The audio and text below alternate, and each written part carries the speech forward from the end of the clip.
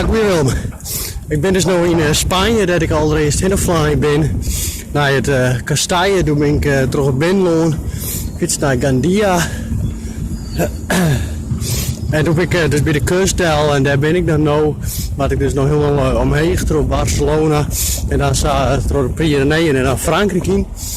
Maar ik moet zeggen dat het hier heel mooi fietst. Prachtig waar. En ik ga hier gewoon fietspaard, zoals het kist.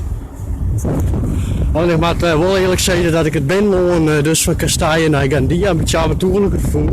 Doe ik bergen. Dat is wel een hele mooie etappe. Dit is dus al hier wat vlakker. En het is een beetje, nou ja, wat minder avontuurlijk, zeg maar zeggen. Dus ik hoop je dat ik, wanneer ik dan weer in Frankrijk ben, dus weer wat meer Benloon in kom, dat ik dan weer wat meer de gewone paardjes ga, zeg maar. Maar we klaaien net. Het is prachtig mooi waar. Gisteren ging ik hartstikke heuren wien, toen fietste het wat minder. Maar nu zit er een mooi windje. En nou ja, ze vertellen maar wat terug. Eerst maar naar Barcelona, dat ik van het weekend commercieel wat goed is. Dus ik hou er wel op een hechten. Dat ons nog een keer.